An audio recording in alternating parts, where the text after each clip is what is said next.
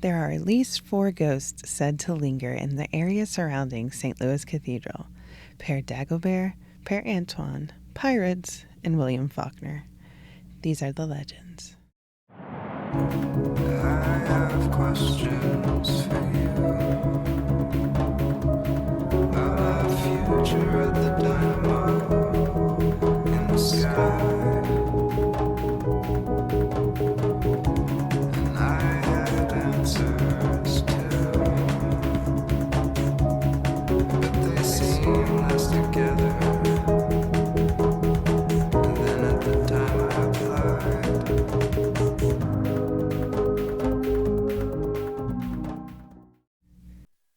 Père Dagobert was the beloved priest before Père Antoine arrived in New Orleans. He came in 1722 from Quebec and died in 1776. For nearly 50 years, throughout the entire French colonial period, Père Dagobert was the remembered priest. His ghost is said to carry out the ritual of his miraculous good deed during his lifetime. When Governor Alexander O'Reilly, an Irish-born professional military leader at the service of the Spanish crown, arrived in New Orleans, his call for Spanish power involved first murdering the rebellious Frenchmen who would not comply with the Spanish authority. He shot them near the location where Frenchmen Street is today. The legend holds that as a sign of just how little O'Reilly would tolerate rebellion, he refused to allow the Frenchmen a proper burial and instead left their bodies to rot where they fell. It was Père Dagobert who insisted on defying O'Reilly's authority and giving the rebels a burial as required by their religion. Despite swarming guards, he is said to have dragged their bodies from the St. Charles Fort near the end of Frenchman Street today to St. Peter Street Cemetery, which occupied the block surrounded by St. Peter, Burgundy, Toulouse, and Rampart Streets. His singing spirit carries out this miraculous task in the morning mist in Père Antoine Alley. Sometimes the tale says the Frenchmen were buried at St. Louis No. 1, but that cemetery was not built until 1789. Sometimes the bodies were on display on the banks of the river and brought to the church for a funeral, making their miraculous journey much shorter. Père Dagobert also gets helpers to perform his miracle in some versions. We have news reports of the events and even a list of the 5 men who were executed. One of the men, Lafreniere, the Attorney General, is honored with a park named for him in nearby Metairie. There are 88 burials listed in the St. Peter Street Cemetery in the Find a Grave database, but none match the names of the Frenchmen. None of those buried in St. Peter Street were buried in 1769 because the records were lost in the 1788 fire when the church burned, making this ghost story all the more plausible. Frenchman Street is named by creative street namer Bernard de Marigny when he subdivided his neighborhood in 1805 in honor of these French rebels turned martyrs who defied the Spanish crown. The earliest reference I can find to Père Dagobert in relation to the burial of the Frenchmen was in 1929. The earlier references to beloved Père Dagobert are in relation to his singing. A poem written by Molly E. Moore Davis was printed in Harper's Weekly in 1887, more than 100 years after the priest's death. She refers to him as the singing Father Dagobert, with a clear voice everyone wanted to hear. She did not refer to his miracle with the Frenchmen in her prose.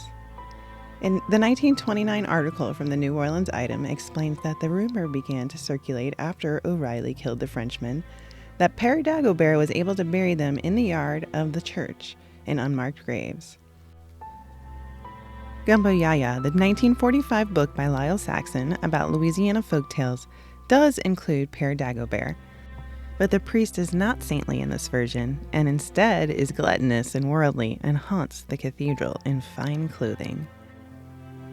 A more interesting truth than his time in New Orleans coinciding with the Spanish takeover is that he was in New Orleans when the filles à la cassette, the women who would become known to some as New Orleans' first vampires, arrived in New Orleans to live with the Ursuline nuns and become the wives for the settlers. In a 2022 article for The Advocate, Gordon Russell explained that some historians point to the revolt of 1768 as a precursor to the American Revolution. Gordon explains that it is often considered the, quote, first uprising of the Atlantic world Creoles against imperial intrusions, unquote. He is quoting Lawrence Powell in The Accidental City. Unsurprisingly, New Orleans was once again at the front of the march toward becoming truly American. Père Antoine arrived in New Orleans in 1780, and he is perhaps the most remembered priest from early New Orleans history. He is sometimes mistaken for the ghost of Père Dagobert in Père Antoine Alley, possibly because the alley honors him. Sometimes Père Antoine is seen in Pirates Alley. Sometimes Père Dagobert is in Pirates Alley also. Perhaps the two beloved priests have a spirited afterlife, debating theology and reminiscing about their time in New Orleans, as we are all wont to do.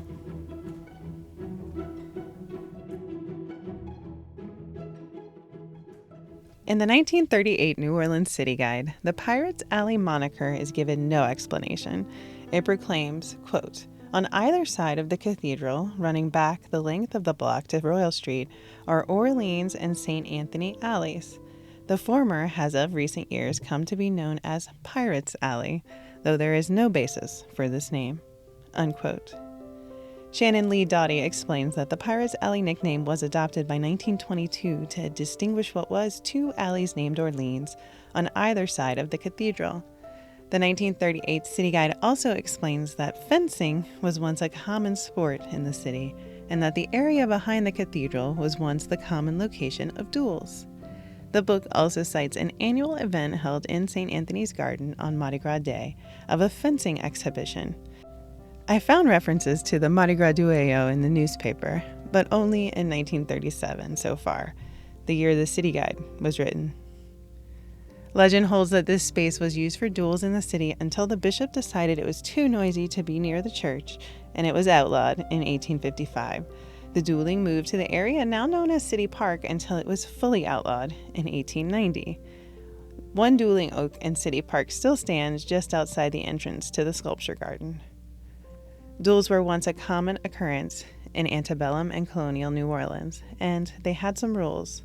For instance, the challenger chose the weapon. Duels were often recounted in the newspapers also.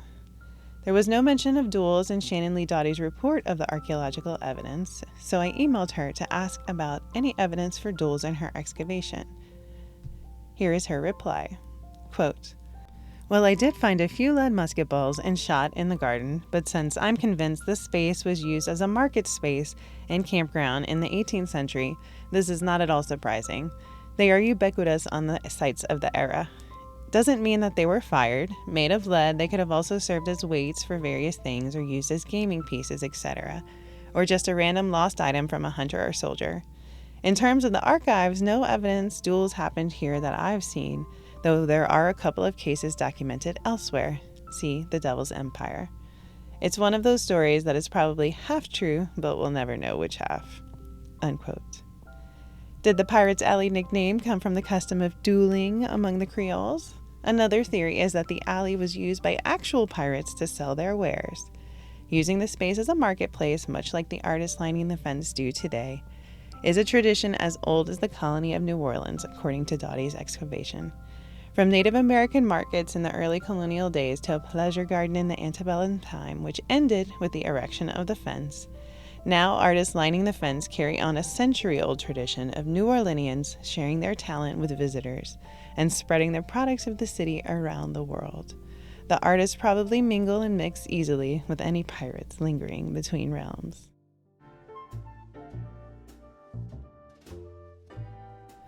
Around the time that the fence became an art gallery, the 1920s, an unknown writer lived with another man in 624 Pirates Alley. He wrote a novel in 1925.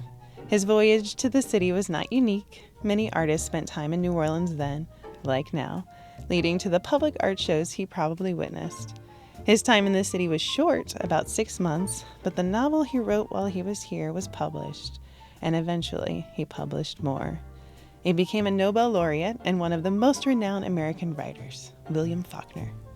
His home is currently a bookstore where some claim to smell his tobacco smoke when they visit. About halfway down Pirates Alley, just after the Faulkner House bookstore, you'll find another alley running behind the Cabildo to St. Peter Street. Today we call this Cabildo Alley, but it was the end of Exchange Alley in the past. Exchange Alley was built to facilitate commerce between the Americans in Faubourg Saint-Marie, now the Central Business District, and the Creoles in the Vieux Carré. You can find other remnants of it in the French Quarter closer to Canal Street. It is no coincidence that this alley ran directly to both the St. Louis Hotel, now the Omni Royal Orleans, and the Cabildo, the site of the government. The St. Louis Hotel Rotundo was a site of significant trade in enslaved people who were a primary commodity in New Orleans, and the Cabildo once had a prison on the grounds. If tortured energy is what leads to ghosts, certainly the area remains populated. I've seen one reference to a ghost of Madame Lalaurie haunting the cathedral grounds. This seemed to be more about search engine optimization to me than any basis in actual lore or truth, so I guess I'm doing the same. Make sure to watch my video of what really happened at the Lalaurie mansion. Have you seen any ghosts in the alleys? I would love to hear your stories. More New Orleans history and tours from the deep coming soon.